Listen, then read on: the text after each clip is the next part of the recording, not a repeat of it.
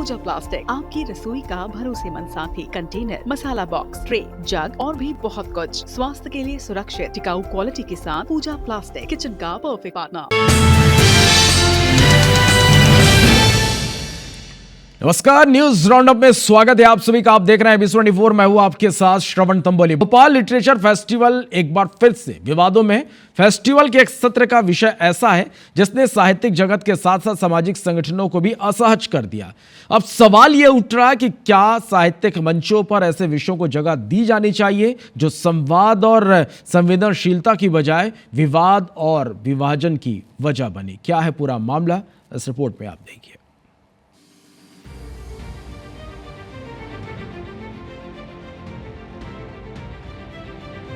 ये तस्वीरें राजधानी भोपाल के भारत भवन की है, जहां इन दिनों लिटरेचर फेस्टिवल का आयोजन किया जा रहा है। लेकिन कार्यक्रम के एक सत्र के विषय को लेकर विवाद खड़ा हो गया। साहित्य के नाम पर होने वाले इस आयोजन में Babur the quest for Hindustan नामक सत्र पर कई साहित्यकारों और सामाजिक संगठनों ने आपत्ति जताई। पोस्टर को देखा था तो मेरे मन में भी एक प्रश्न उपजा था कि आखिरकार हम भारत की खोज किन किन लोगों से करवाना चाहते हैं। डिस्कवरी ऑफ इंडिया कब तक चलती रहेगी, और अगर ये चल रही है तो उसको करने वाले लोग कौन होंगे। हमें अपना इतिहास क्या आक्रांताओं के चश्मों से पढ़ना पड़ेगा। भारत मृत्युंजय राष्ट्र है, और मुझे ऐसा लगता है कि वैदिक और सनातन संस्कृति वाले इस देश को हम यदि आक्रांताओं के चश्मे से देखना प्रारंभ करेंगे तो हम अपने गौरव बोध को एक प्रकार से खो देंगे। IBC24 की टीम जब भारत भवन पहुंची तो वहां स्टूडेंट्स की खासी भीड़ नजर आई, जो साहित्य को समझने, सुनने और सीखने के लिए यहाँ पर पहुंची थी। हॉल के बाहर अलग अलग सत्रों की जानकारी देने वाले पोस्टर भी लगाए गए थे, लेकिन जिस सत्र में Babur the quest for Hindustan से जुड़ा विषय लिखा था, उस हिस्से को सफेद कागज से ढक दिया गया था, जिससे साफ है कि विवाद के बाद आयोजकों ने उस विषय को सार्वजनिक तौर पर छिपाने की कोशिश की। भोपाल के भारत भवन में 3 दिवसीय भोपाल लिटरेचर फेस्टिवल का आयोजन शुरू हो चुका है। आज से इस आयोजन की शुरुआत हुई है, लेकिन ये आयोजन कई सवालों के घेरे में है। आखिर ये सवाल क्यों है और किस लिए हैं? सवाल है, यहाँ पर आप देख सकते हैं, यहाँ पर व्हाइट कलर का कागज़ लगाकर पूरे यहाँ पर जितने टॉपिक्स हैं, जिन टॉपिक्स में 3 दिनों पर डिस्कशन होना है, यहाँ पर एक विषय था जिसका नाम था Babur the quest for Hinduism, यानी कि बाबर भारत की खोज में। इस विषय को लेकर यहाँ पर विवाद खड़े हुए कि आखिर भोपाल लिटरेचर फेस्टिवल, जहाँ पर हज़ारों की संख्या में जो विद्यार्थी हैं वो आने वाले हैं, साहित्य को जानने समझने के लिए आएंगे यहाँ, लेकिन यहाँ पर आप देख सकते हैं कि यहाँ पर सारे टॉपिक्स जो हैं वो लगे हुए हैं, लेकिन एक टॉपिक जो है the Babur quest for Hinduism, उसे हाइड कर दिया गया है। IBC24 ने जब इस विवादित सत्र के बारे में आयोजकों से बात की तो उन्होंने किसी भी तरह के विवाद से इनकार किया। कि कुछ गलत अटकलें हैं, लोगों के विचार में है कि इसमें बाबर की तारीफ की जा रही है, जबकि जो ऑथर हैं आभास मल्दियार साहब, वो खुद यहाँ आप उनकी इंटरव्यू लीजिए तो उनका सोच और उनका विचार और उनका लेखन इससे बिल्कुल भिन्न है। इससे ज़्यादा मैं नहीं बोल सकता। Babur the quest for Hindustan पर चर्चा का मर्म चाहे जो भी हो, लेकिन एक साहित्यिक मंच जहां बड़ी संख्या में लोग और छात्र साहित्य को समझने और सुनने के लिए जुटते हैं, वहां एक आक्रांता से जुड़े विषय पर चर्चा कितनी उपयुक्त है, इसको लेकर सवाल उठने लगे हैं। साहित्य मंचों से संवाद उम्मीद की होती है, विवाद की नहीं। ऐसे में देखना होगा कि भोपाल लिटरेचर फेस्टिवल इन सवालों का जवाब देता है या फिर एक बार बहस के बीच रह जाता है। साक्षी त्रिपाठी, IBC24 भोपाल। बढ़ते आगे, कवर्धा जिले में समर्थन मूल्य पर किसानों से खरीदे गए धान के भंडारण में गड़बड़ी का गंभीर मामला सामने आया। विपणन विभाग की आंतरिक जांच में जिले के संग्रहण केंद्रों से 7 करोड़ रुपए की लगभग 26,000 क्विंटल धान की कमी पाई गई। इस कमी के लिए जिम्मेदार अधिकारियों ने चूहा, दीमक, कीट पतंग और मौसम के प्रभाव को कारण बताया। इस मुद्दे पर अब सियासत हो रही है। पूर्व खाद्य मंत्री अमरजीत भगत ने तंज कसा। उन्होंने उस चूहे की तलाश है। उन्होंने कहा कि जो करोड़ों रुपए के धान डकार गए, इस पर भाजपा के विधायक सुनील सोनी ने पलटवार करते हुए कहा कि करोड़ों का घोटाला करने वाले मगरमच्छ चूहा ढूंढने की बात कह रहे हैं। वहीं मामले को लेकर कवर्धा में कांग्रेस कार्यकर्ताओं ने चूहादानी लेकर प्रदर्शन किया। मामले की जांच कर संबंधित अधिकारियों पर कार्रवाई की मांग की। कवर्धा जिले में धान खरीदी केंद्र में 7 करोड़ का धान जो है चूहे खा गए। अब उन चूहों को खोजना पड़ेगा जो 7-7 करोड़ का धान खा गए हैं। वो किस प्रजाति के चूहे हैं और इतने मात्रा में धान कैसे खा गए, ये भी बहुत चिंता का विषय है, जांच का विषय है। मगरमच्छ चूहे को ढूंढने की बात कर रहे हैं और सारे चूहे तो उनके कार्यालय में घूम रहे थे। जो कोई चूहा वहाँ पे मोबाइल चोरी करके ले जा रहा है और कई चूहे जो है ट्रेनिंग ले रहे हैं, बड़ी ट्रेनिंग ले रहे हैं। ये फर्जी बात करने का कोई अर्थ नहीं है। बात करें, अधिकारी को प्रमाण दे उसका, और जो अधिकारी अगर मान लो किया है वो दंडित होगा। कवर्धा में एक बार फिर IBC24 की खबर का बड़ा असर हुआ। जिले के बाजार 4 भाटा धान संग्रहण केंद्र से साल 2024-25 में 22,000 क्विंटल धान की कमी मिली। खबर दिखाए जाने के बाद मामले में बड़ी प्रशासनिक कार्रवाई हुई। संग्रहण केंद्र प्रभारी प्रीतेश पांडे को निलंबित कर दिया गया। वहीं धान की कमी पर धान को चूहा खा गया जैसे गैर जिम्मेदार बयान देने वाले DMO अभिषेक मिश्रा को कारण बताओ नोटिस जारी किया गया। मारफेड के सचिव ने आदेश जारी किया। साथ ही पूरे मामले की जाँच के लिए 4 सदस्यीय टीम गठित कर दी गई है।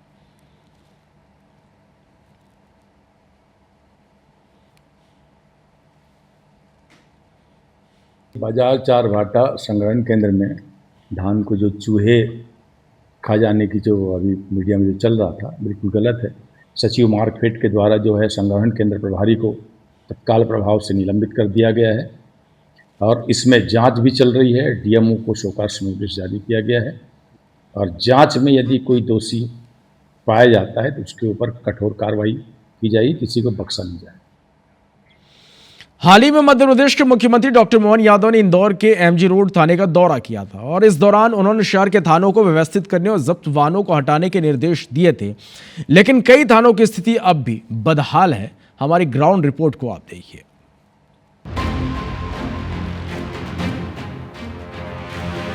इंदौर के पुलिस थानों को सुंदर और व्यवस्थित रखने के निर्देश खुद मध्य प्रदेश के मुख्यमंत्री डॉक्टर मोहन यादव दे चुके हैं। जब इंदौर में वे दौरा करने आए थे और MG रोड थाने का उन्होंने निरीक्षण किया था तो ये निर्देश दिए थे कि शहर के थाने जो हैं उन्हें व्यवस्थित किया जाए और वहां पर जो वाहन कबाड़ हो चुके हैं उन्हें वहां से हटाया जाए। हालांकि CM के निर्देशों के बावजूद इंदौर के थानों के क्या हालात है यही जानने के लिए आज हम निकल रहे हैं। हमारी ग्राउंड रियलिटी में हम उन थानों का जिक्र करेंगे जहाँ जहाँ पर इस तरह की समस्याएँ हैं और उन थानों पर सालों से वाहनों को रखा गया है जिसके कारण वहां पर आने वाले लोगों को तो असुविधा होती है और कई बार ये वाहन दुर्घटनाओं का कारण भी बन रहे हैं। चलिए आपको इंदौर के जूनी थाना लिए चलते हैं, जहां इस थाने में जब्त वाहनों को पास से गुजर रहे ब्रिज से ही देखा जा सकता है। 14 नवंबर को मुख्यमंत्री इंदौर आए थे और MG रोड थाने का उन्होंने दौरा किया था और इसी दौरान उन्होंने निर्देश दिए थे कि शहर के जो थाने हैं वहाँ से कबाड़ जो है वो पूरी तरीके से खत्म किया जाए और थानों को व्यवस्थित किया जाए। 1 माह से ऊपर बीत जाने के बावजूद अभी तक शहर के थानों से कबाड़ हटाने की प्रक्रिया जो है वह शुरू नहीं हो पाई है। कई थाने ऐसे हैं जहां पर बड़ी संख्या में गाड़ियां जो हैं जब्ती की वो पड़ी हुई है और जिसके कारण थाने में अब जगह भी नहीं बची है।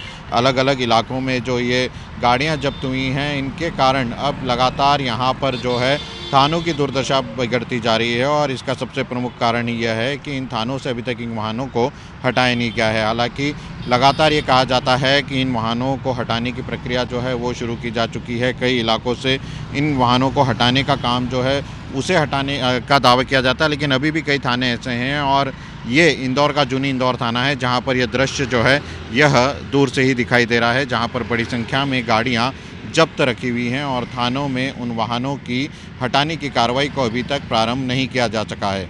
अगली तस्वीरें रावजी बाजार थाने की। यहाँ हालत और भी चिंताजनक है। इंदौर के थानों का रियलिटी चेक हम कर रहे हैं और जूनी इंदौर थाने के बाद हम पहुंचे हैं रावजी बाजार थाने के बाहर और इस थाने के बाहर का दृश्य जो है वो भी आपको दिखा देते हैं। यहाँ पर भी जो जब्ती की गाड़ियाँ हैं वो रोड पर ही पड़ी हुई हैं और रोड पर ही इन गाड़ियों को रखा गया है और इससे सिर्फ थाना ही जो है वो ख़राब नहीं दिख रहा, यहाँ जो निकलने वाली गाड़ियाँ हैं वो भी बाधित हो रही हैं। सालों से इन गाड़ियों को यहीं पर खड़ा करके रखा गया है। हालांकि नियम यह है कि जब कोर्ट का निर्णय आ जाता है तो उसके बाद इन गाड़ियों का निपटारा जो है वो किया जाना ज़रूरी है, लेकिन सालों से ये गाड़ियाँ ऐसे ही थानों के बाहर पड़ी हुई है और इसे हटाने की किसी ने भी जहमत नहीं उठाई, जिसके चलते अब थानों के बाहर ये कबाड़ की गाड़ियाँ इनका जो दृश्य है वो दिखा रही है। अलग अलग थानों के दृश्य हम आपको दिखा रहे हैं और इन थानों के अंदर जो जब्ती के वाहन हैं उनका निराकरण करने के निर्देश खुद CM इंदौर में आने के दौरान दे के गए थे, लेकिन उसके बावजूद इन थानों का ना तो दृश्य बदला है और ना ही ये तस्वीरें बदली हैं। अब चलते हैं मल्हारगंज थाना। यहाँ का नजारा देखकर हर कोई चौंक जाता है। हम एक ऐसे थाने में पहुंचे हैं जहां पर अंदर जाने के रास्ते पर गाड़ियां खड़ी हुई हैं। इंदौर का यह मल्हारगंज थाना है और नगरीय पुलिस कमिश्नरी का सबसे बड़ा उदाहरण जो है वो ये है कि इस थाने में आने का जो रास्ता है वो एक सकरी सी गली है और उस पूरी गली में गाड़ियां जो हैं वो खड़ी हुई है। थाने परिसर के अंदर की पूरी गाड़ियां जो हैं वो हैं और आप देख सकते हैं कि जब इस थाने में कोई भी व्यक्ति अपनी शिकायत लेके आता है और किसी प्रकार से अंदर आने की कोशिश करता है तो कितनी मुश्किलों से वो बाहर निकल पाता है। इंदौर के मल्हारगंज थाना जो है वो पुलिस कमिश्नरेट के अंदर ही आता है और थानों की हालत इन वाहनों के कारण इस तरह से है कि जब यहाँ से आप प्रवेश करने के लिए अंदर की कोशिश करेंगे तो सिर्फ एक आदमी जो है इससे बाहर निकल सकता है और थाने के बाहर भी इसी तरह का दृश्य जो है वह दिखाई देता है। इन थानों की स्थिति पर पुलिस का कहना है कि कोर्ट प्रक्रिया के चलते देरी हो रही है। ये जितनी भी जो गाड़ियाँ होती है कहीं ना कहीं थानों में जब्त गाड़ियाँ होती है, व्हीकल्स होते हैं, वो खड़े रहते हैं कई केसेज में जो वाहनों को जब्त किया जाता है और ऐसी स्थिति में जब तक कि केस में वो डिस्पोजल नहीं हो जाता, केस का निर्णय नहीं आता, तब तक उस वाहन को संबंधित थाने में रखना होता है। कुछ इसमें कोशिश की जा रही है कि जो कुछ थानों में इनका जो जल्दी से जल्दी अधिक से अधिक डिस्पोजल कराया जाकर उनको थानों में पर्याप्त स्पेस बनाया जा सके, उनको सुंदर बनाया जा सके थानों। एक तरफ सीएम का निर्देश तो दूसरी तरफ जमीनी हकीकत। इंदौर के थानों की ये तस्वीरें प्रशासनिक दावों और सच्चाई के बीच का फर्क दिखा रही है। अंशुल मुकाती, IBC 24, इंदौर। बातें आगे बिलासपुर का गुरु घासीदास सेंट्रल यूनिवर्सिटी अपने साहित्यकार के अपमान के मामले ने यहां पर तूल पकड़ लिया, जमकर हंगामा हो रहा है। साहित्य जगत और जनप्रतिनिधि एक स्वर में कुलपति को हटाने की मांग लगातार कर रहे हैं। दरअसल गुरु घासीदास सेंट्रल यूनिवर्सिटी में राष्ट्रीय परिसंवाद कार्यक्रम का आयोजन हुआ। उद्बोधन के दौरान कुलपति प्रोफेसर आलोक चक्रवात ने नागपुर से आमंत्रित साहित्यकार मनोज रोपड़ा से पूछ लिया कि उन्हें कैसा लग रहा। इस पर साहित्यकार रोपड़ा ने उनसे विषय पर बात करने को कहा। इतना सुनते ही कुलपति भड़क गए और उन्हें जलील करते हुए कार्यक्रम से बाहर निकलने को कहा। ऐसा आप बोल तो नहीं हो रहे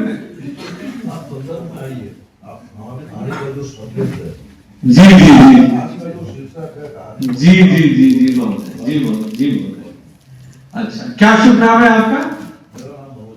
मनोज रूपड़। अच्छा, बहुत बड़े आप कहानीकार और विद्वान लग रहे हैं। चलिए एनीवेज, ठीक है, मुद्दे पे मैं आता हूँ।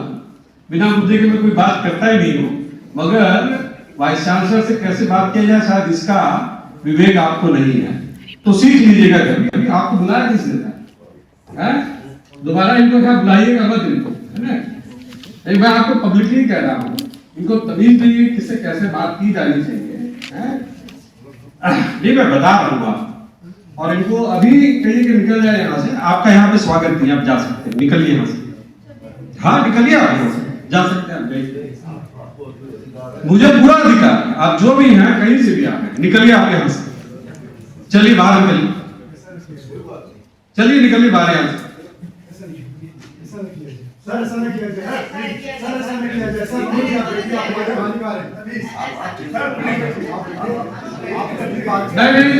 एकदम बात जो भी है महोदय, आपको अगर अच्छा लग रहा है तो आप भी जा सकते। नहीं, आपको अच्छा नहीं लग रहा है तो आप भी जा जाइए। नहीं, ठीक है, हमने बुलाया था तो हम जाने के लिए कह रहे हैं। अरे ठीक है भाई, जाइए आप यहाँ से।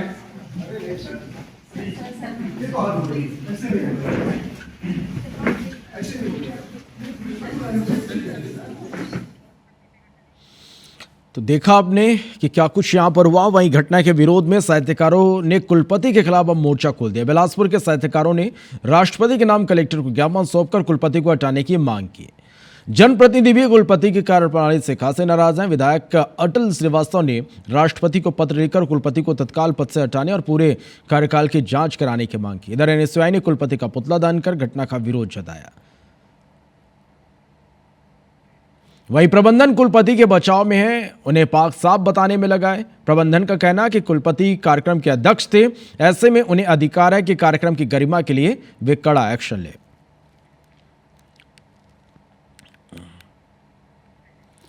बढ़ते आगे, धमतरी में वन विभाग की टीम पर हाथी ने हमला कर दिया है। अफसरों की जिप्सी पर हाथी ने अटैक कर दिया। यह बड़ी खबर आप तक पहुंचा रहे हैं और इसमें अफसर बाल बाल बचे हैं। गाड़ी के पीछे का शीशा टूट गया। हाथी निगरानी पर निकले थे वन विभाग के अफसर। इसी दौरान यह घटना हुई। उदंती सीता नदी टाइगर रिजर्व का ये पूरा मामला है।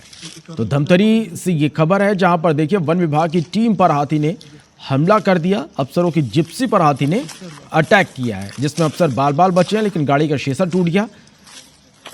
वन विभाग के अधिकारी निगरानी पर हाथी की निगरानी के लिए निकले थे और इसी दौरान की यह घटना है। उदंती सीता नदी टाइगर रिजर्व का यह मामला है।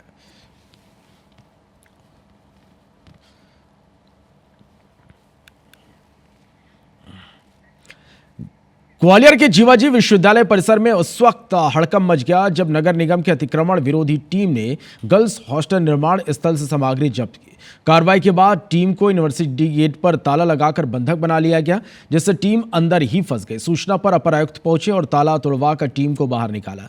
दरअसल विश्वविद्यालय परिसर में गर्ल्स हॉस्टल का निर्माण चल रहा था। नगर निगम का कहना है कि इसके लिए कोई अनुमति नहीं ली गई थी। नोटिस के बावजूद परमिशन नहीं मिलने पर निगम की टीम ने निर्माण सामग्री जब्त की। के बिना कंस्ट्रक्शन चल रहा था, जो हमारी टीम ने हमको न्यूज़ दी है, और बिना कंस्ट्रक्शन बिना परमिशन के कहीं भी कंस्ट्रक्शन करना जो है वो नगर निगम की प्रक्रिया के खिलाफ है। तो हमारा सिर्फ ये है कि अगर वहाँ पे उनको कंस्ट्रक्शन करना है तो विधिवत हमसे परमिशन लें और फिर कंस्ट्रक्शन करें। तो अनावश्यक अगर वहाँ पे काम चल रहा है तो फिर उसको रोकना हमारी जिम्मेदारी बनती है। तो कुछ सामान भी जब्त किया। छत्तीसगढ़ कांग्रेस आने वाले दिनों में मनरेगा के साथ एसआईआर और धान खरीदी के मुद्दे को लेकर आक्रामक होगी। प्रदेश प्रभारी सचिन पायलट ने कांग्रेस के सभी जनप्रतिनिधियों के साथ जिला अध्यक्षों को अपने अपने इलाकों में एसआईआर में काटे गए नामों का वेरीफाई कर उसे जुड़वाने के लिए चुनाव आयोग पर दबाव बनाने के निर्देश दिए। इसके साथ ही धान खरीदी की से अव्यवस्था से पीड़ित किसानों के साथ भी प्रदर्शन करने की तैयारी को लेकर कहा गया है। इस पर भाजपा नेताओं ने कहा कि कांग्रेस को जो करना है करे, लेकिन किसी मुद्दे पर भ्रम फैलाकर राजनीति ना करे। एसआईआर में कोई ना छूटे, अगर छूटे हुए लोग हैं उनका गलत नाम कटा है तो उसके लिए भी लड़ाई लड़ेगी कांग्रेस। और धान खरीदी में जहाँ जहाँ गड़बड़ी हो रही है उसमें भी कांग्रेस किसानों के साथ खड़ी होगी। फर्स्ट स्टेज में सभी जिले में जाकर के प्रेस वार्ता लेंगे, फिर उपवास सत्याग्रह उसको करेंगे, फिर जन जागरण अभियान चलाएंगे। एसआईआर और धान को लेकर भी कुछ अभियान शुरू करने वाले हैं। एसआईआर और धान दोनों में चलेगा। कुल मिला के प्रदेश के अंदर में अशांति पैदा करना चाहती है जो नहीं होगी, और अराजकता पैदा करके जो है और धान खरीदी के अंदर में व्यवधान उत्पन्न करना चाहती है। वो किसान विरोधी पार्टी है जिसने जो है चप्पल घसवा दिया, जो है टोकन के लिए, जो है बोरे के लिए चप्पल घसवा दिया अपनी 5 साल की सरकार के अंदर में। उसको बोलने का कोई अधिकार नहीं है।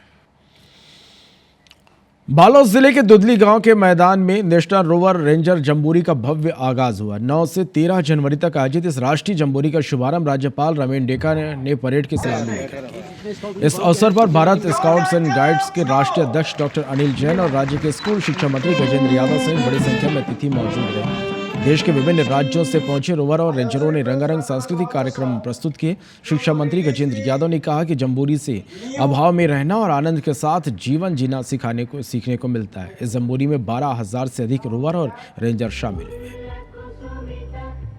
80 लाख के आसपास हमारे स्काउट गाइड के सदस्य हैं, जिसमें जो उसके महत्वपूर्ण जो पार्ट होते हैं रोवर रेंजर, वो रोवर रेंजर का एक पहली बार जंबूरी हो रहा है।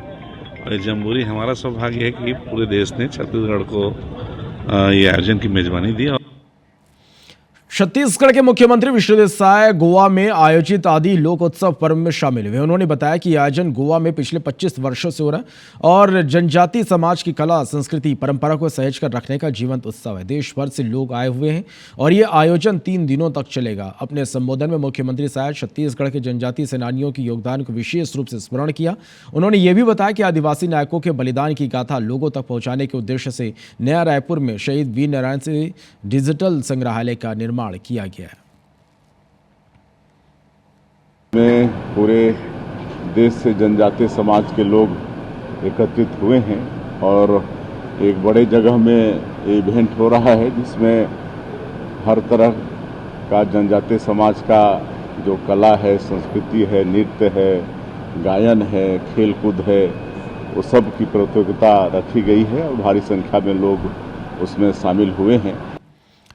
खबर सीधी जिले की, जहां शुक्रवार को आयोजित कार्यक्रम में मुख्यमंत्री डॉक्टर मोहन यादव शामिल हुए। उन्होंने सिहावल विधानसभा के बहरी में जनसभा को संबोधित किया और 201 करोड़ 64 लाख रुपए की लागत वाले कुल 209 विकास कार्यों का भूमि पूजन और लोकार्पण किया। स्थानीय जनप्रतिनिधियों की मांग पर मुख्यमंत्री ने बहरी में नया कॉलेज खोलने की घोषणा की। इसके अलावा बहरी से चुरहट तक 129 करोड़ की लागत से 64 किलोमीटर लंबे 2 लेन रोड निर्माण की भी घोषणा की। उन्होंने सिहावल और देवसर के कॉलेजों में साइंस और कॉमर्स सब्जेक्ट शुरू करने की घोषणा की। देवसर में संचालित part time additional collector court को अब फुल टाइम संचालित करने और गोपत नदी पर 500 मीटर लंबा एक नया पुल बनाने का ऐलान सीएम ने मंच से किया। फुलवारी, अरे नाम कितने बढ़िया है यार, तो देखो क्या नाम है, गांव का नाम ही फुलवारी। अब यहाँ स्कूल नहीं खोलूं तो क्या करूं? हिन्हा गांव, थोड़ा गलती हो जाए तो माफ करना, जरा ऐसी थोड़ा है चक्कर। आप नाम बदलने का दो, आप जो रखोगे कर देंगे। मझगावा माध्यमिक शाला मझगावा को हाई स्कूल में आप जो मांग रहे हो मैं सब देने की स्कूल में घोषणा कर देता हूं। बहुत सारे नाम हैं। आपसे हमने जो क्षेत्र के लिए मांगा, आप 40 करोड़ रुपए हमको दिए और हमारे गांवों में पंचायतों में सब काम चालू हैं। बलरामपुर पहुंचे सरगुजा सांसद चिंतामणि महाराज ने जिला भाजपा कार्यालय में प्रेस वार्ता को संबोधित किया। इस दौरान उन्होंने भारत सरकार की महत्वाकांक्षी योजना पर विस्तार से जानकारी दी। सांसद चिंतामणि महाराज ने कहा कि लोगों को लाभ मिलेगा। नाम परिवर्तन को लेकर कांग्रेस द्वारा जताई जा रही आपत्तियों पर उन्होंने तीखा हमला बोला। उन्होंने कहा कि कांग्रेस के पास कोई ठोस मुद्दा नहीं बचा, इसलिए वह हर जनहितकारी योजना को बदनाम करने की कोशिश करती है। गरीब, किसान, मजदूर सभी के लिए काम कर रहे हैं। सबका विकास, सबका विश्वास, ये अपनी धारणा है।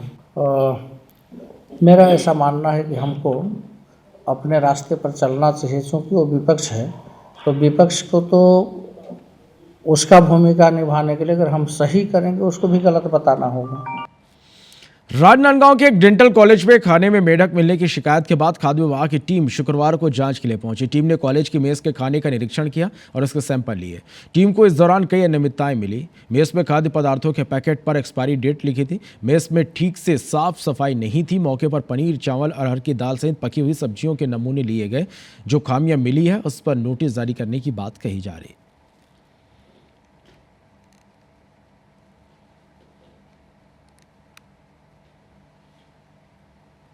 छत्तीसगढ़ डेंटल कॉलेज की मेस है, उसमें जो विद्यार्थियों को खाना परोसा जाता है उसमें मेढक मिलने का मामला हमारे संज्ञान में आया था। तो हमारी टीम ने त्वरित कार्रवाई करते हुए तत्काल जाकर के वहां पर जांच की है और जांच के दौरान पूरा निरीक्षण किया गया उनकी मेस का। और पनीर, पका हुआ चावल, पकी हुई अरहर की दाल, मिर्ची पाउडर, आटा, कोफ्ता की सब्जी और झुरगा की सब्जी का नमूना लिया गया है। प्रतिष्ठान में कुछ अनियमितताएं पाई गई है जिसको लेकर के हमारी टीम जो है नोटिस जारी करेगी। अभी देखिए ब्रीडिंग सीजन है, मेढक निकलने का समय नहीं है और पता चला है निकला है, कैसे निकला है उसका जांच हम लोग कर रहे हैं और निकलना तो नहीं चाहिए अभी। और अपना साफ़ सुथरा सब मेंटेन होता है, आप लोग भी देखे होंगे। हाँ, हो सकता है कोई रंग भी दिया होगा या क्या भी होगा अपने पास, हम उसका जांच कर रहे हैं, इन्वेस्टिगेशन कर रहे हैं। तो बता दें कि डेंटल कॉलेज में संचालित इस मेस में आए दिन खाने में कीड़े मिलने की शिकायत सामने आ रही थी, लेकिन मामले को स्थानीय स्तर पर ही दबा दिया जाता था। लेकिन अब 2 दिन पहले मेस में मूंग की सब्जी में एक मेढक निकलने का मामला सामने आया और छात्र ने इसकी शिकायत कर खाद्य सुरक्षा विभाग से इसकी शिकायत की, तब ये मामला प्रकाश में आया। वहीं खाने में मेढक मिलने की घटना पर डीन डॉक्टर एस के नंदा ने इससे जाँच का विषय बताकर पल्ला झाड़ लिया। वो बहुत गरीब है और मैं पढ़ने की एक इच्छा, मतलब मेरी डॉक्टर बनने की ख्वाहिश है और मेरे पापा नहीं पढ़ा पाएंगे, इसीलिए मैं माननीय मुख्य से आवेदन करती हूँ मुझे पढ़ने की राशि चाहिए। बस मेरी एक ही विनती है, बस कलेक्टर से पास भी 2 बार गई, संसद जी के पास भी 2 बार गई, कुंवर सिंह के पास भी 2 बार गई, मेरी मदद की सुनवाई नहीं की गई। सीधी जिले के बहरी में आयोजित मुख्यमंत्री के कार्यक्रम में उस वक्त भावुक दृश्य देखने को मिला जब बैगा जनजाति की एक बेटी डॉक्टर बनने का सपना लेकर सीएम से मिलने पहुंची, लेकिन सिस्टम की दीवारों में उसका दर्द फिर अटक गया। धौनी विधानसभा में से चलकर बहरी पहुंची बैगा जनजाति की ये बेटी देवमठ ग्राम पंचायत की रहने वाली है। पिता की आर्थिक हालत इतनी कमजोर है कि मेडिकल की पढ़ाई पूरी कराना संभव नहीं है। युवती का कहना है कि वो विधायक, सांसद और कलेक्टर तक अपनी फरियाद पहुंचा चुकी है, लेकिन कहीं से मदद नहीं मिली। मुख्यमंत्री से मिलने की उम्मीद लेकर कार्यक्रम स्थल पहुंची, लेकिन पुलिस ने रोक दिया। रोते हुए युवती ने कहा कि वो 5 गांव के बीच से इकलौती बेटी है जो पढ़ाई के लिए बाहर निकली है, डॉक्टर बनकर समाज की सेवा करना चाहती है। गरीब है और मैं पढ़ने की एक इच्छा, मतलब मेरी डॉक्टर बनने की ख्वाहिश है और मेरे पापा नहीं पढ़ा पाएंगे, इसीलिए मैं माननीय मुख्यमंत्री से आवेदन करती हूँ, मुझे पढ़ने की राशि चाहिए। बस मेरी एक ही विनती है। कलेक्टर के पास भी 2 बार गई, संसद जी के पास भी 2 बार गई, कुंवर सिंह के पास भी 2 बार गई, मेरी मदद की सुनवाई नहीं की गई। मैं आवेदन ले लेगा लेकिन मेरा सुनवाई नहीं किया गया। खबर शिवपुरी से, जहां के बदरवास में केंद्रीय मंत्री ज्योतिराज सिंधिया ने उप डाकघर का लोकार्पण किया। यह उप डाकघर आधुनिक सुविधाओं से लैस है और अब पेंशन, सब्सिडी, बचत और अन्य डाक सेवाओं की सुविधा लोगों को मिलेगी। इस दौरान किसानों के लिए खाद की रियल टाइम मॉनिटरिंग और ग्रामीण महिलाओं के आर्थिक सशक्तिकरण के लिए MOU की घोषणा की गई, जिसके तहत इंडिया पोस्ट पेमेंट्स बैंक के माध्यम से महिलाओं को प्रशिक्षण देकर गाँव-गाँव खाते खोलने का मौका दिया जाएगा। डाकिया डाक लाया है,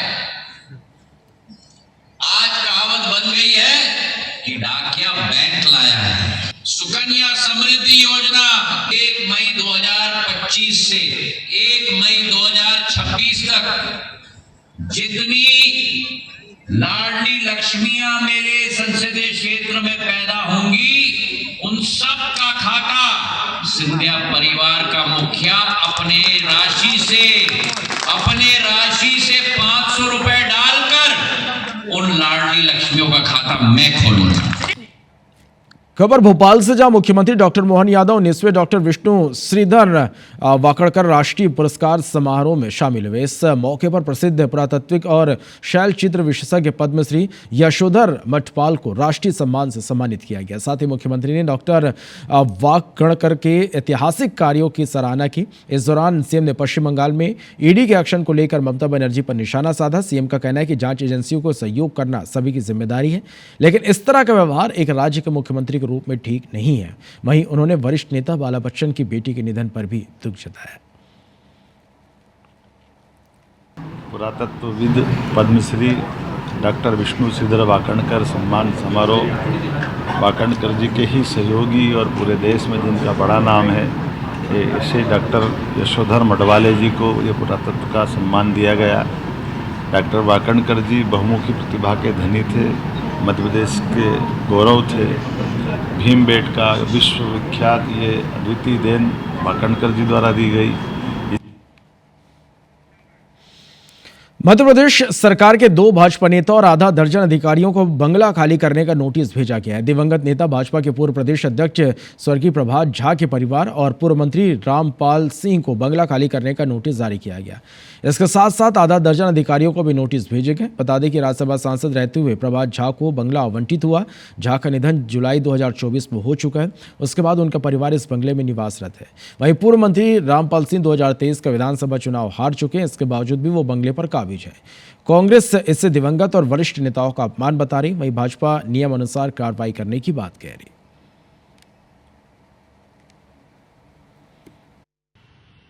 भाजपा सरकार में पहली बार अपने नेताओं को बंगले खाली करने के लिए नोटिस जारी करना शुरू कर दिया गया है। पूर्व मंत्री रामपाल सिंह और पूर्व भाजपा के प्रदेश अध्यक्ष स्वर्गीय प्रभात झा को नोटिस जारी किए गए हैं कि वो अपने बंगले खाली करें।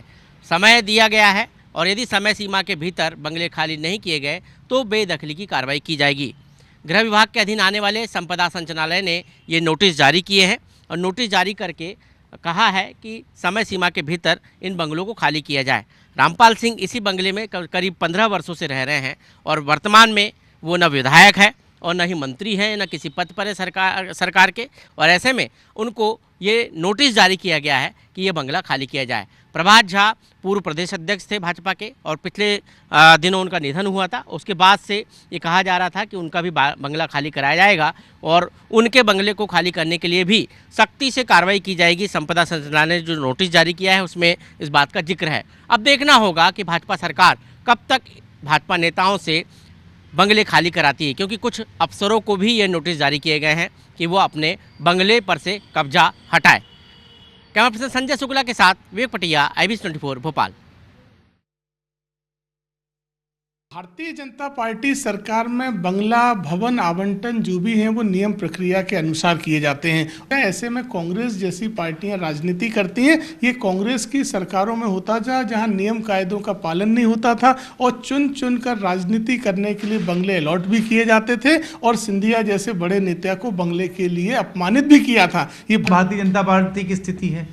कुछ लोग जिन्होंने भारतीय जनता पार्टी के लिए अपना सर्वोच्च निछावर कर दिया आज इस संसार में नहीं है, ऐसे लोगों की तो बेइज्जती कर रही है।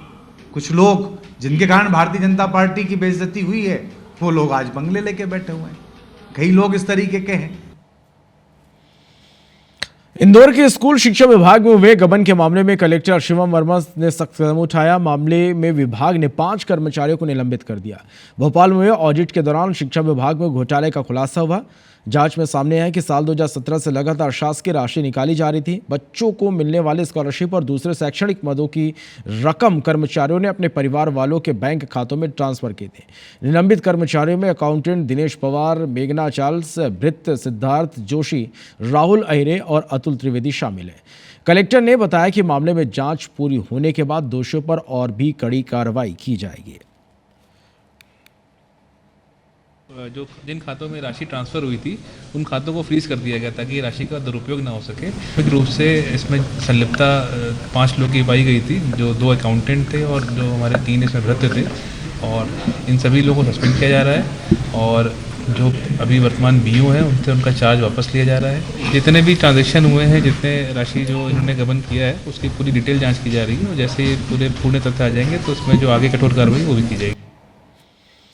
और इस बीच रायपुर से एक बड़ी खबर है, जहां अमिताभ जैन होंगे प्रदेश के राज्य मुख्य सूचना आयुक्त और इसके लिए सामान्य प्रशासन विभाग ने आदेश जारी कर दिए हैं। तो ये इस वक्त की बड़ी और अहम खबर आप तक हम पहुंचा रहे हैं, जहां अमिताभ जैन राज्य मुख्य सूचना आयुक्त होंगे प्रदेश के और इसके लिए सामान्य प्रशासन विभाग ने आदेश जारी कर दिए हैं। और अब आपको महाराष्ट्र के गोंदिया लिए चलते हैं, जहां ईसाई धर्म अपना चुके सनातनियों का पंडित धीरेन्द्र शास्त्री ने घर वापसी कराई। जिले के छोटे गांव के आधे दर्जन से अधिक लोगों ने ईसाई धर्म छोड़कर पुनः सनातन धर्म अपनाया। 2006 में बच्चों की आंखों की बीमारी के चलते परिवार ने प्रलोभन में आकर धर्म परिवर्तन किया था। सभी घर वापसी करने वाले सदस्यों को व्यासपीठ के बगल में खड़ा कर त्रिकुंड चंदन लगाया गया, मंत्र पढ़े गए और उनके गले में सनातन धर्म के बागेश्वर बालाजी की पट्टियां डालकर घर वापसी कराई गई। महाराज ने धर्मांतरित हिंदुओं से सनातन धर्म में लौटने की अपील भी की। तो वो इस पिक्चर में तो इन्होंने बोले कोई ने अच्छा होता है, दुष्ट होता है, वो नहीं हुआ पूरा। अभी भी डाकूर है, किसी भी चैनल देखते थे, 1 साल से हम टीवी चैनल देखते थे। अच्छा लगा हमको, यानी गुरु जी के बताने से कुछ दुख दर्द यानी सब अच्छा होता है, अच्छा लगता था तो आ गए। राजधानी रायपुर में ऑनलाइन सट्टा खिलाने वाले 4 आरोपियों को गिरफ्तार किया गया। IPL के नए सीजन की शुरुआत से पहले सट्टा गिरोह का पर्दाफाश कर क्राइम ब्रांच की टीम ने आरोपियों के पास से 50 लाख रुपए कैश, मोबाइल, लैपटॉप जब्त किए। पुलिस ने बताया कि 4 युवक विदेश से वापस आकर युवाओं को ऑनलाइन सट्टा की ट्रेनिंग दे रहे थे। मास्टरमाइंड विक्रम कोरी, नितेश गोविंदानी, अक्रम समेत 4 ऑनलाइन बुकी को गिरफ्तार किया गया। ऑल पावर और क्लासिक गेमिंग ऐप के नाम से ऑनलाइन सट्टा संचालित किया जा रहा था। पुलिस को सटोरियों के पास से कई म्यूल अकाउंट भी मिले हैं। सरगुजा संभाग में ठंड जानलेवा होती जा रही। कड़ाके की ठंड से अब तक 3 लोगों की मौत हो चुकी है। अलाव का सहारा ले रहे लोग भी अपनी जान जोखिम में डाल रहे हैं। अस्पतालों में एक महीने में 100 से ज्यादा केस आग से झुलसने के आ चुके हैं। बता दें कि सरगुजा संभाग में ठंड ने पिछले कई सालों का रिकॉर्ड तोड़ा है। इस साल ठंड जानलेवा साबित हो रही। यहाँ लोग न सिर्फ ठंड की अकड़न से जान गंवा रहे, डॉक्टर खुद यह मान रहा है कि लोग न सिर्फ ठंड से बचने आग तापते हुए लापरवाही बरत रहे हैं, कई लोग सोने से पहले आग जला देते हैं और देर रात खुद उसी आग की चपेट में आकर झुलस रहे हैं। सरगुजा में भीषण ठंड का कहर अभी चल रहा है। अलाव के माध्यम से ठंड दूर करने की कोशिश अक्वायर रहती है। तो इसमें से 50% से ज़्यादा जो मरीज जो आए हुए हैं अभी विगत 1 महीना के अंदर में, इनका कहीं ना कहीं कारण जो है वो लकड़ी तापना या अलाव को जला के ठंड से बचाव करना, इसमें ज़्यादातर कारण रहा हुआ है। अगली खबर सूरजपुर से, जहां आवारा कुत्तों का आतंक सामने आया। यहां 2 अलग अलग स्कूल परिसर में कुत्तों के हमले से हड़कंप मचा। हमले में एक महिला शिक्षक समेत 3 छात्र घायल हुए। मामले जिले के बसदेई इलाके का है, जहां माध्यमिक शाला और हाई स्कूल परिसर में लंच की छुट्टी के दौरान कुत्ते ने छात्रों पर हमला कर दिया। कुत्तों को भगाने की कोशिश कर रही एक महिला शिक्षक पर भी कुत्ते ने हमला कर दिया, जिससे वह घायल हो गई। सभी घायलों को अस्पताल में भर्ती कराया गया। घटना के बाद से छात्रों और शिक्षकों में दहशत का माहौल है। वहीं इस घटना ने एक बार फिर आवारा कुत्तों की बढ़ती समस्या और प्रशासन की लापरवाही को उजागर कर दिया। जा रहे थे और फिर पीछे से कुत्ता आया और फिर काट दिया। हाँ, यहाँ तक अक्सर घूमते रहते हैं। कुत्ता आया, बच्चों को दौड़ाने लगा और फिर देख करके फिर मैं बच्चों को हटाई, वहाँ से भगाने लगी और कुत्ता को भी भगाने की कोशिश की। जैसे भगाने की कोशिश की तो वो आकर के मुझे झपट दिया और दांत लगा दिया सर। बच्चा कुत्ता है जो हमला किया और हमला करने के बाद एक बच्चे को काटा, बाकी बच्चे तो भाग गए और उसको भगाने के लिए मैडम निकली तो इनको भी दौड़ के झपट लिए। बाउंड्री वॉल नहीं होने के कारण कुत्ते जो है यहाँ पे बहुत सारे आ जाते हैं। आज हमारे पास स्वास्थ्य केंद्र में 4 केस डाक बाइट के केस आया था। सभी की स्थिति बढ़िया है, जिसमें 2 बच्चे जो है मिडिल स्कूल के थे, एक बच्चे हायर सेकेंडरी स्कूल की थी और वहाँ की एक मैडम सोनी मैडम को किसी लावारिस कुत्ते ने काटा था और सभी की हालत बढ़िया है। हमारे द्वारा उनका जो समुचित इलाज किया गया, एंटी रेबीज इंजेक्शन लगाया गया है। छिंदवाड़ा के पारूना में आवारा कुत्तों का कहर सामने आया। मटन मार्केट इलाके में शुक्रवार सुबह 30 से 40 कुत्तों के झुंड ने 3 लोगों पर हमला कर दिया। हमले में तेकड़ी वार्ड के 9 वर्षीय बच्चे भी गंभीर रूप से घायल हो गए। सभी को पारूना सिविल अस्पताल में भर्ती कराया गया, जहां इलाज जारी है। घायलों का कहना है कि मटन मार्केट क्षेत्र में 24 घंटे कुत्तों का झुंड मौजूद रहता है। इससे पहले भी हमले हो चुके हैं। स्थानीय लोग और पार्षद ने नगर पालिका से इलाके से कुत्तों को हटाने और मटन मार्केट को शिफ्ट करने की मांग की। हाँ, सब्जी मंडी और मटन मार्केट है, वहाँ पे 30-40 कुत्ते हैं। वहाँ चाय देने गए थे, वहाँ हमला कर दिया कुत्ते ने। वहाँ पे हमेशा ऐसे होता है? हाँ, हमेशा हो रहा है। आज कितने लोग काटा है? आज 3-4 लोग। खुले में मांस बेचने की वजह से वो कुत्ते वहाँ पे हमेशा जमा रहते हैं, जिससे वो आए दिन हमारे वार्ड वासियों के ऊपर हमला करते रहते हैं। नगर पालिका इसमें कई बार उन कुत्तों को पकड़ने के लिए जाती है, कभी मिलते हैं कभी नहीं मिलते हैं। और कल ही 12 कुत्तों को पकड़ के लेके गए, मगर किसी और सामाजिक लोगों ने वहाँ पे आकर उन्हें मना कर दिया कि भाई आप कुत्ते नहीं पकड़ सकते। ग्वालियर को 2030 तक रेबीज फ्री सिटी बनाने के एक्शन प्लान नगर निगम ने राज्य और केंद्र सरकार को भेज दिया। इसके लिए निगम ने केंद्र सरकार को 8 करोड़ रुपए का प्रस्ताव भेजा है। निगम ने यह कदम इसलिए उठाया क्योंकि ग्वालियर में डॉग्स की संख्या 50,000 के करीब पहुंच गई। साल 2025 में आवारा कुत्तों ने 78,000 लोगों को काटा। वहीं साल 2024 में 680,000 लोगों को काटा, यानी एक साल में 9,573 मरीजों की संख्या बढ़ी। प्लान के मुताबिक एनिमल बर्थ कंट्रोल सेंटरों की संख्या 2 से बढ़ाकर 4 करने के अलावा इंफ्रास्ट्रक्चर को बढ़ाने समेत अन्य कार्य किए जाएंगे। हालांकि भेजे गए प्रस्ताव में शेल्टर होम बनाने का भी प्रस्ताव भेजा गया है। नगर निगम से जुड़े लोग कहते हैं कि अभी तक कभी भी स्ट्रीट डॉग्स की गिनती नहीं हुई, सिर्फ अनुमान के आधार पर ही निगम ने ये प्लान बनाया है। जो डॉग बाइट से संबंधित विषय है, डॉग्स से किस तरह से डील करना है, नागरिकों के लिए एडवाइजरी क्या होनी है, एबीसी सेंटर संचालन के संबंध में, इस तरह से सारे पहलुओं को समाहित करते हुए एक रेबीज फ्री सिटी का एक्शन प्लान बनाकर भेजा गया है। हमारे संज्ञान में वो मामला है, लेकिन पूर्णतः स्पष्ट नहीं है। उसकी जानकारी लेकर के हम आगे बता पाएंगे।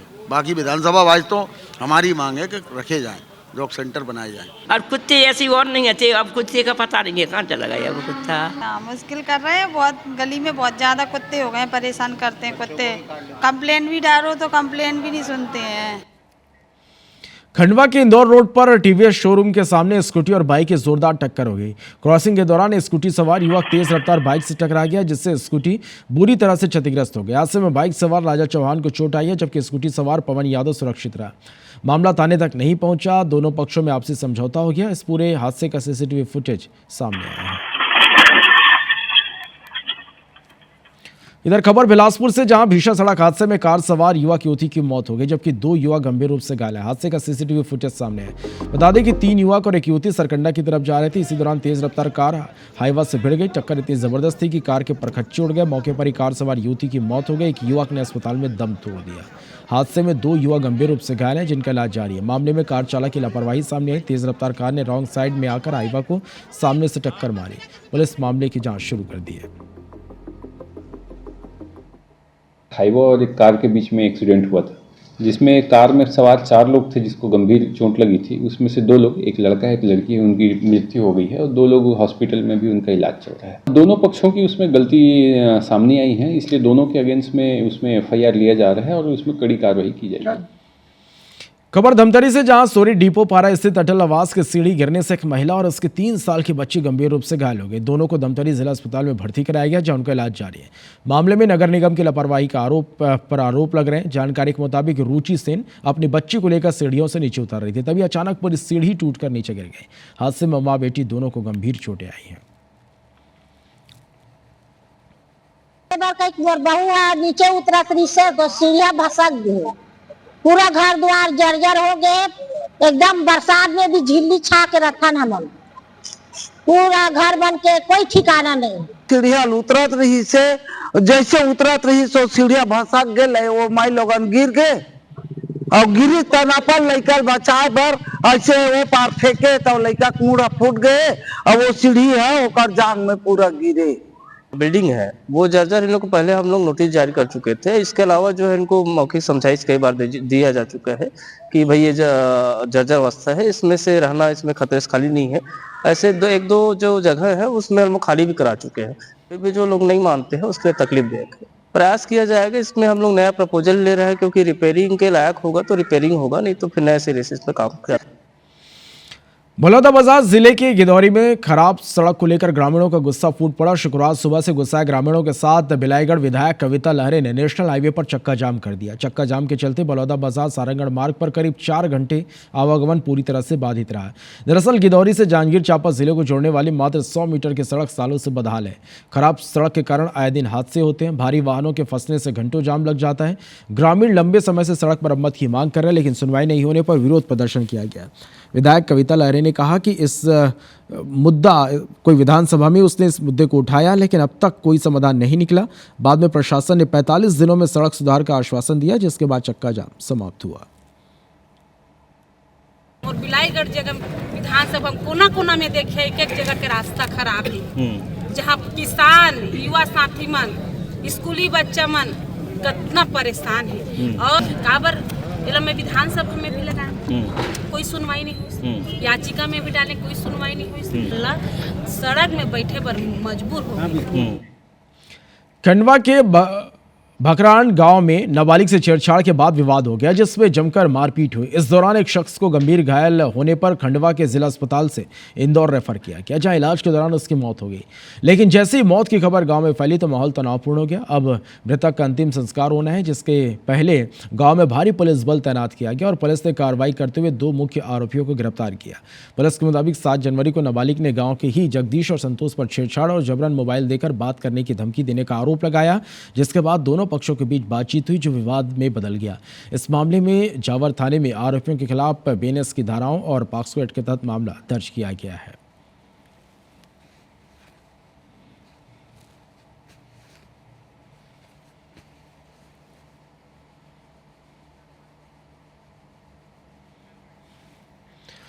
केशकाल में नेशनल हाईवे 30 की सड़क का नवीनीकरण कार्य जारी है, लेकिन ट्रैफिक बढ़ने से निर्माण कार्य को गति नहीं मिल पा रही।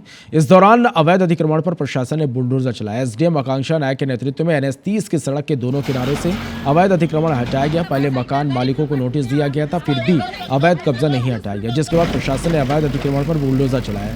इस दौरान कई जगहों पर नगरवासियों और प्रशासन के बीच गहमागहमी भी देखी गई, फिर भी प्रशासन 80% अतिक्रमण हटवा दिया। पक्के मकान वालों को 1 सप्ताह की और मोहलत दी गई है। NH में यहाँ पे चौड़ीकरण का भी प्रस्तावित है अभी आगे चलकर, लेकिन अभी के समय 142 लोगों को 182 लोगों को नोटिस दिया गया था। टोटल 4 नोटिस दिया गया था। NH की तरफ से भी 2 नोटिस और CMO ऑफिस से भी 2 नोटिस दिया गया। जमीनी स्तर पर सभी जितना अतिक्रमण था उसको हटाया गया है।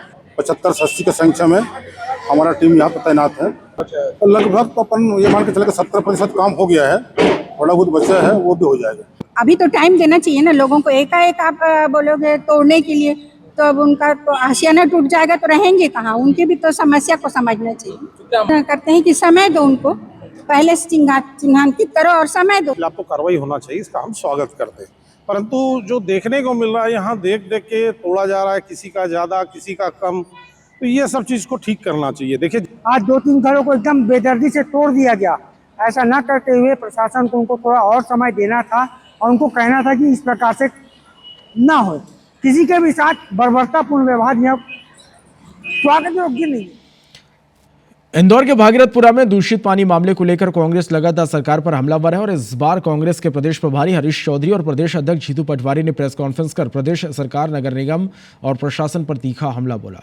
कांग्रेस ने महापौर पुष्यमित्र भार्गव को असफल बताते हुए इंदौर की वैश्विक पहचान को नुकसान होने की बात कहते हुए इंदौर में न्याय यात्रा निकालने का ऐलान किया। कांग्रेस ने भ्रष्टाचार को पूरे मामले की जड़ बताते हुए कहा कि नगर निगम ने 2017-18 से अब तक लगभग 1 लाख करोड़ रुपए खर्च किए, जिनमें जल कार्यों के लिए 3,700 करोड़ रुपए शामिल है, फिर भी बुनियादी सिस्टम फेल हो गया। वहीं इस दौरान कलेक्टर शिवम वर्मा को लेकर जीतू पटवारी ने विवादित बयान देते हुए कहा कि कलेक्टर को संघ कार्यालय जाने की क्या जरूरत थी, प्रशासनिक अधिकारियों को ऐसे कार्यालयों को बंद करना चाहिए। स्वच्छ आया शहर पूरी दुनिया में तारीफ हुई, इसका भी मैंने जिक्र किया है। जो जहरीला पानी हुआ उसको बदनाम कर दिया इंदौर ने, वो सवाल है। आज तो जो आपने मेहनत की, जो उन सफाई कर्मियों ने मेहनत की, जो पूरे इंदौर शहर के लोगों ने सेक्रीफाइस किया, उसका अपमान हुआ, ये प्रश्न नहीं बनता है। चंद मोहल्लों के अंदर सीवरेज और दूषित पानी है नहीं, आज इंदौर के हर मोहल्ले में जो वाटर ऑडिट कांग्रेस पार्टी के लोगों ने करवाई, वो वाटर ऑडिट ये बता रही है कि इंदौर के हर मोहल्ले में दूषित पानी पी रहे। तो पूरे के पूरे प्रत्यक्ष तौर के ऊपर इन सब चीजों का ये देश के अंदर कुछ भी चीज होती है वो प्रत्यक्ष तौर पर आपस में जुड़ा है। इंदौर में दूषित पानी से हुई मौत पर सियासत जारी है। उप मुख्यमंत्री जगदीश देवड़ा के बयान के बाद मंदसौर में भी राजनीतिक बयानबाजी तेज हो गई। जिला कांग्रेस अध्यक्ष महेंद्र सिंह गुर्जर ने सरकार की गंभीरता पर सवाल खड़े किए। 2021 की जहरीली शराब कांड का जिक्र किया। कांग्रेस का आरोप है कि उप मुख्यमंत्री के ही विधानसभा में जहरीली नकली शराब पीने से 7 लोगों की मौत हुई थी, लेकिन आज तक पीड़ित परिवारों को न न्याय मिला और न ही उचित मुआवजा। वहीं जगदीश देवड़ा ने इंदौर की घटना पर गंभीरता से काम करने की बात की।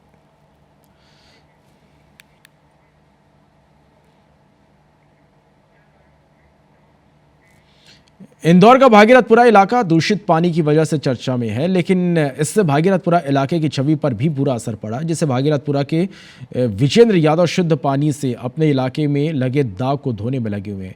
रोजाना भागीरथपुरा क्षेत्र में आरओ का पानी 25 से 30 हज़ार लीटर निःशुल्क वितरित कर रहे हैं। मौके से जायजा लिया हमारे संवाददाता विजेंद्र ने, और यहाँ पर देखिए हमारे जो संवाददाता हैं रवि हेमराज सिसोदिया, जिन्होंने विजेंद्र यादव से खास बातचीत की है, आप भी सुनिए। भागीरथपुरा में दूषित पानी मामले से अब तक 20 लोगों की मौत हो गई है और अभी भी 100 से ज़्यादा लोग जो हैं वो हॉस्पिटल में इलाज करवा रहे हैं, लेकिन अभी फ़िलहाल यहाँ पर स्थिति सामान्य की ओर बढ़ चुकी है। लेकिन इस बीच कई ऐसे लोग हैं जो समाज सेवा के लिए आगे आए हैं। इसमें अगर भागीरथपुरा के भागीरथी उन्हें कहा जाए तो इस व्यक्ति के लिए यह तुलना कम नहीं होगी, क्योंकि उन्होंने अपने निजी खर्चे पर यहाँ पर पानी का एक प्लांट लगवाया है और रोज़ाना तकरीबन 25 से 30 हज़ार लीटर निःशुल्क पानी जो है क्षेत्र में वितरित किया जा रहा है। हालांकि नगर निगम की ओर से पानी वितरित किया जा रहा है, लेकिन वो काफ़ी पूर्ति नहीं है। ऐसे में लोगों की मदद के लिए उन्होंने अपनी जो जगह है वहाँ पर ये प्लांट लगाया है। विजेंद्र यादव क्षेत्र के रहने वाले हैं और चूँकि क्षेत्र की समस्याओं को देखते हुए उन्होंने अपने निजी खर्चे पर तकरीबन 3.5 लाख रुपए का ये प्लांट जो है यहाँ पर लगाया है। लोग अगर चाहें तो वो यहाँ पर आकर भी पानी ले सकते हैं और निःशुल्क आरओ का पानी विजेंद्र यादव कल्लू भैया जो हैं वो अपने क्षेत्र में वितरित करवा रहे हैं। कल्लू भैया विजेंद्र यादव जी से बात करते हैं। विजेंद्र भैया, रोज़ाना कितना पानी जा रहा है, क्या सोच थी आपकी कि आपने प्लांट लिया, क्योंकि क्षेत्र की हालत तो हमने देखी थी, 10 से 15 दिन तक हम लगातार देख रहे हैं क्षेत्र में 25 से 30 हज़ार लीटर पानी जा रहा है रोज़। और क्षेत्र की स्थिति तो अभी थोड़ा भय व्याप्त है। प्रशासन अपने स्तर पर कार्य कर रहा है, बहुत जल्दी सामान्य स्थिति हो जाएगी और वापस हमारा वार्ड अच्छा कुशल हो जाएगा, हमारा भागीरथपुरा वापस से अच्छा हो जाएगा। प्रशासन लगा हुआ है सेवा में। तो जब तक ये आपदा चल रही है, ये आपदा ख़त्म होगी तो ये प्लांट हम रिटर्न कर देंगे और जो भी रेट बनेगा उनको दे देंगे। हम रोज़ व्यवस्था करेंगे कि आपको 2-2 कैन पानी पहुंचा सकें, और फिर भी किसी को आवश्यकता है तो डायरेक्ट प्लांट पे आके 2-2 कैन ले जाए, जैसा भी आके ले रहे हैं। ये भी भागीरथपुरा से ही आए हों। दूषित पानी ने भागीरथपुरा को जरूर बदनाम किया हो, लेकिन इस तरीके के लोग जब समाज सेवा में शुद्ध पानी लेकर आ रहे हैं तो कहीं ना कहीं क्षेत्र का नाम फिर से आगे बढ़ेगा अच्छे नामों की ओर। अखिलेश जायसवाल के साथ रवि हिमरा, सिसोदिया, इंदौर।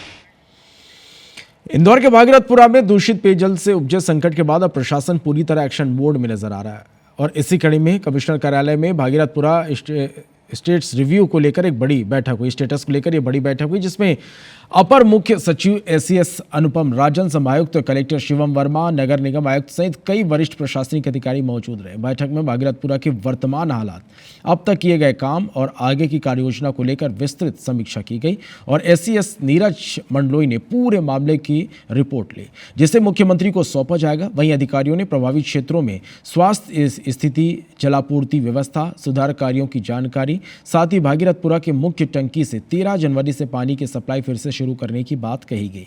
इसके साथ ही शहर की पेयजल सप्लाई लाइनों में मौजूद सभी लीकेज को दुरुस्त करने का व्यापक अभियान भी चलाया जाएगा। जो भी पीड़ित हैं तत्काल उनको इलाज मिले और बेस्ट पॉसिबल मेडिकल केयर और मेडिकल ट्रीटमेंट मिले, इसके लगातार हम लोग प्रयास करें। गवर्नमेंट के बोरवेल्स हैं जो पाइपलाइन में जुड़े हैं उसको सील करेंगे ताकि वो मेन लाइन कॉन्टेमिनेटेड नहीं हो, वो तो करेंगे। जो प्राइवेट बोरवेल्स हैं, जो निजी लोग जो निजी हैं, जो अनऑथराइज्ड बोरवेल्स, उनके खिलाफ तो कार्रवाई होगी। जो मान लो इलीगल का ये करते हैं, तो 12-13 तारीख से शुरू हो जाएगी और वो पानी ठीक होगा। हालांकि उसको भी हम कह रहे हैं कि कुछ दिन उबाल के पिएं ताकि कोई भी केस फिर रिलैप्स जैसी स्थिति वहाँ नहीं बने।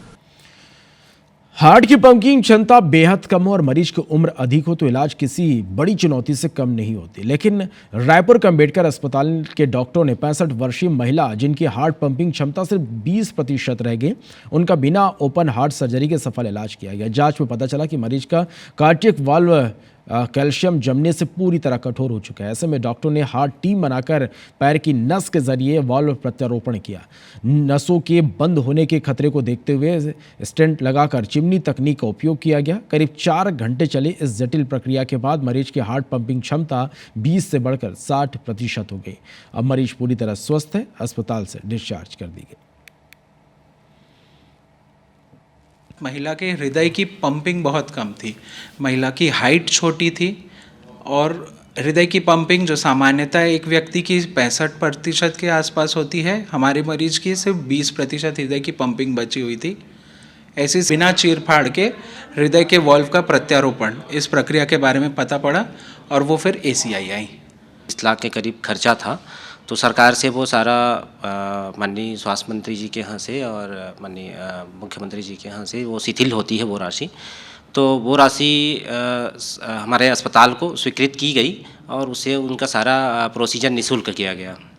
कैल्सिफाइड वॉल्व था, इसके कारण कभी कभी LV डिस्फंक्शन जो बोलते हैं कि उनका जो पंपिंग था वो कम हो गया था। वॉल्व जब खुल गया तो पंपिंग अच्छा होने लग गया।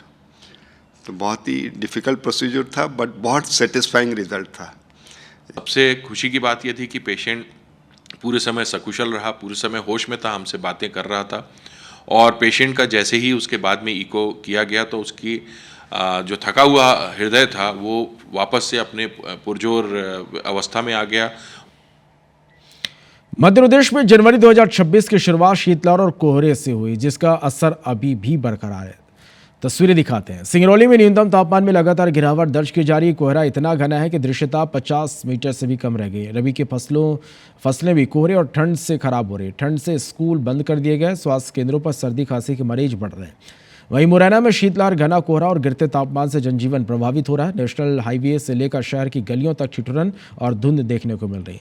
6 साल बाद मुरैना में सीवियर कोल्ड डे की स्थिति भी देखी जा रही है। खबर भोपाल से, जहां की एक बेटी सिर्फ साइकिल के सहारे देश भर में पर्यावरण का संदेश देकर निकली। और हम बात कर रहे हैं अंतर्राष्ट्रीय पर्वतारोही और एडवेंचर स्पोर्ट्स से जुड़ी अंजना यादव की, जिन्होंने ऐतिहासिक पैडल टू प्लांट साइकिल यात्रा पूरी कर पर्यावरण संरक्षण का संदेश दिया। 7 राज्यों के 100 से ज़्यादा शहरों में करीब 4600 किलोमीटर का सफ़र तय किया। सफ़र के दौरान 1 लाख पौधारोपण का लक्ष्य भी हासिल किया। अंजना से खास बातचीत की हमारी संवाददाता साक्षी त्रिपाठी ने। मैथिली शरण गुप्त ने कहा था कि नर ना निराश हो, ना करो मन को, कुछ काम करो, कुछ काम करो। जब हम देखते हैं कि आसपास पर्यावरण में कितनी तेज़ी से प्रदूषण फैल रहा है तो मन काफ़ी निराश हो जाता है, और अगर हम पर्यावरण प्रेमी हैं तब मन और आहत होता है। ऐसे में हम एक कोशिश करते हैं कि हम पर्यावरण को कैसे सुधार कर सकें। यहाँ पर हमारे साथ ऐसी ही एक शख्सियत मौजूद है जो गांव से निकली हुई हैं, जो राजधानी भोपाल की रहने वाली हैं, और इन्होंने हाल फिलहाल में लगभग 4600 किलोमीटर की पैडल टू प्लांट यात्रा कंप्लीट की है। और इसी सफ़र में इन्होंने लगभग 7 राज्यों का सफ़र तय किया। 60 से अधिक दिनों तक लगातार ये जो साइकिल से सफ़र करती रही। बधाई हो अंजना जी आपको कि आपने ये यात्रा जो है ये इसे पूरी की है। कैसी रही ये यात्रा और क्या है पैडल टू प्लांट, मतलब इस टाइटल के माध्यम से क्या कहना चाहती हैं? मैंने अरुणाचल प्रदेश से लेके गुजरात तक मुद्रा पे ये हमारी साइकिल एंड हुई है। तो हमने ये स्टार्ट किया था 31 अक्टूबर से। सरदार वल्लभ भाई पटेल की 150 एनिवर्सरी को हमने ये डेडिकेट किया था। और हमने ये राइड 31 अरुणाचल प्रदेश के पांसोंग पास से स्टार्ट किया था और गुजरात के एंड पॉइंट मुद्रा पोर्ट पे हमने ये ख़त्म किया 31 दिसंबर को। इसको करने में हमें 62 डे लगे और इसके साथ साथ ही हमने प्लांटेशन किया। हर स्टेट में हम लोग गए हैं। हमने 7 स्टेट क्रॉस किए हैं, अरुणाचल प्रदेश, आसाम, वेस्ट बंगाल, उड़ीसा, छत्तीसगढ़ और मध्य प्रदेश, और गुजरात हमारा लास्ट स्टॉप था। टॉक किया, कॉलेजों में गए और हमने 1 लाख वृक्षों का हमने लक्ष्य था हमारा, तो 1 लाख हमने वृक्षारोपण किए सारे शहरों में जाके। आप एक बहुत ही बेसिक बैकग्राउंड से आती हैं, किस तरीके से, क्योंकि गांव में तो ये सब माउंटेनिंग करना और गांव में इंसान पेड़ों पे चढ़ता है, लेकिन माउंटेन पे जाना और 60 दिनों तक 90 दिनों तक घर से बाहर रहना, कैसे दिमाग में ख्याल आया? और सत्य है कि ये उस गांव के बैकग्राउंड से निकल के इतना कुछ करना, देश से विदेश जाना मेरे लिए तो बहुत बड़ी बात है कि गांव से शहर आना ही मेरे लिए उस टाइम पे बहुत बड़ी बात थी। लेकिन जब हमें एक प्लेटफॉर्म मिल जाता, धीरे धीरे हम आगे निकलते हैं और बहुत सी चीज़ें हमें सीखने को मिलती हैं, तो क्या देश नहीं, हम विदेश भी जाके अपने भारत का तिरंगा फहरा सकते हैं। और वो मैंने किया है। तो मुझे बहुत मतलब एक तरीके से खुद के ऊपर भी प्राउड फील होता है कि गाँव से निकल के मैंने ये सब किया, तो मेरे लिए ये बहुत बड़ी बात है। बिल्कुल, इन्होंने जिस तरीके से कहा कि change before the climate change, अगर जो प्रकृति है वो बदले और उस बदलाव से हम पर असर हो, इससे पहले हमें अपनी आदतों को बदल लेना उचित रहेगा। कैमरा पर्सन रमेश राजपूत के साथ साक्षी त्रिपाठी, IBC 24 भोपाल। बढ़ते आगे। पूर्व रेल मंत्री लालू प्रसाद यादव की मुश्किलें एक बार फिर बढ़ गई हैं। दिल्ली के राउज एवेन्यू कोर्ट ने लैंड फॉर जॉब स्कैम मामले में लालू यादव, उनके परिवार और अन्य आरोपियों के खिलाफ आरोप तय करने का आदेश दे दिया। कोर्ट ने माना कि इस पूरे मामले में एक सुनियोजित साजिश रची गई थी। इस रिपोर्ट को आप देखिए।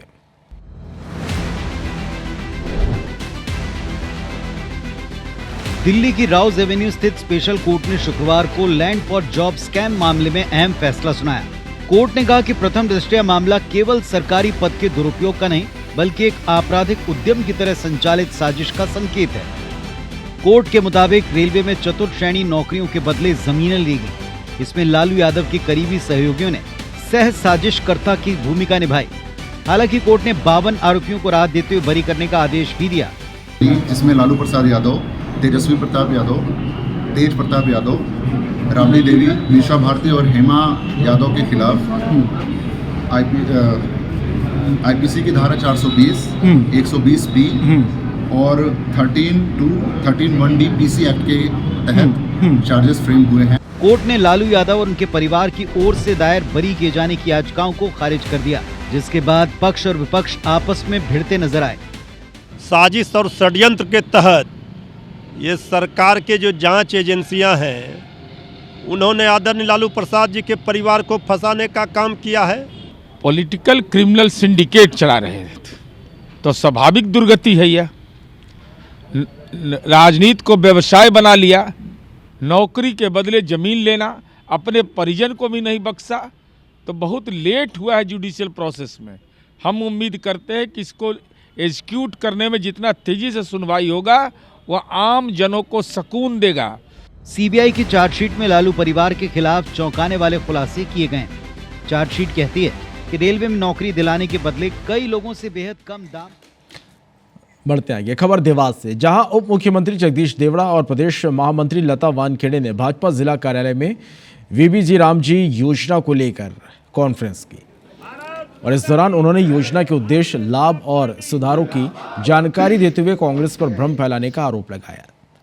उप मुख्यमंत्री जगदीश देवड़ा ने कहा कि वीबीजी रामजी योजना प्रधानमंत्री नरेंद्र मोदी की दूरदर्शी सोच का परिणाम है। उन्होंने कहा कि कांग्रेस शासनकाल में योजना का बजट 35,000 करोड़ रुपए था, जिसे प्रधानमंत्री मोदी ने बढ़ाया है। उप मुख्यमंत्री ने कहा कि नई योजना से गांव में अधोसंरचना का विकास होगा। जनता के लिए है और जनता के बीच में जाकर उनकी समस्या को सुनेंगे और समस्या का समाधान करेंगे। अगर कोई गलती करेगा तो उसको सजा भी मिलेगी। इसमें पारदर्शिता होगी और हर चीज जनता के सामने जाएगी। तो इसी के साथ फिलहाल इस बुलेटिन में इतना ही। शुभ रात्रि।